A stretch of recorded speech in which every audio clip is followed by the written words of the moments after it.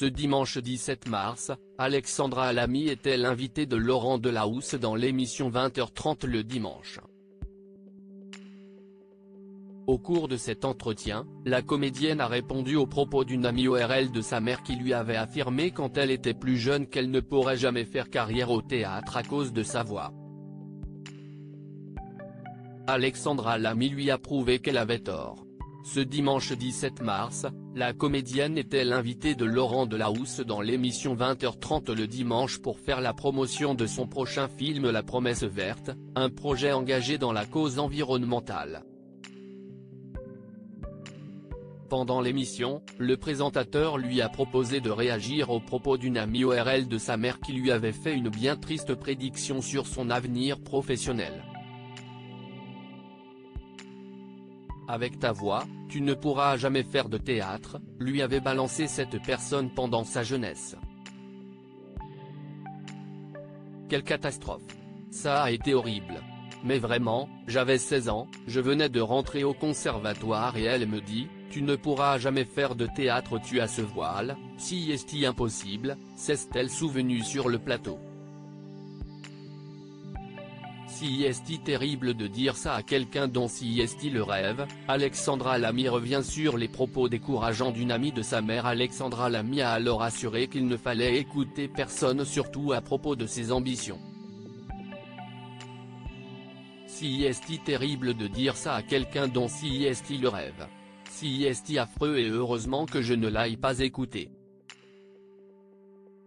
Je me suis dit, non, tant pis, je vais continuer, a-t-elle partagé à Laurent Delahousse, et d'ajouter, et puis, j'ai fait du théâtre.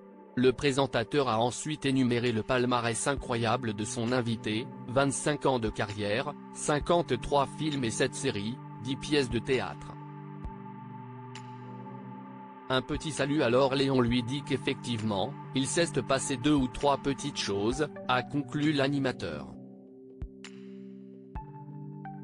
C'était dur, Alexandra Alamy se confie à propos de son installation à Paris pour devenir comédienne. Cependant, ce n'est pas le seul obstacle auquel a dû faire face Alexandra Alamy au cours de sa carrière. En effet, lorsque la comédienne s'est installée à Paris dans le but de passer un maximum de casting, son accent du Sud n'était pas bien perçu par les professionnels. Et quand je jouais je n'avais plus l'accent. Donc, au casting, il me disait, non, mais attends, parle dans la vie, tiens joue. C'était un moyen aussi de me repérer, a-t-elle raconté dans la story de 20h30 le dimanche. La comédienne a également confié que cette période de sa vie n'a pas été simple. C'était dur. Et puis, j'arrive là, j'ai l'accent, je viens d'une petite ville et d'un coup, j'arrive à Paris. Je ne connaissais personne, c'était complètement dingue, a-t-elle conclu.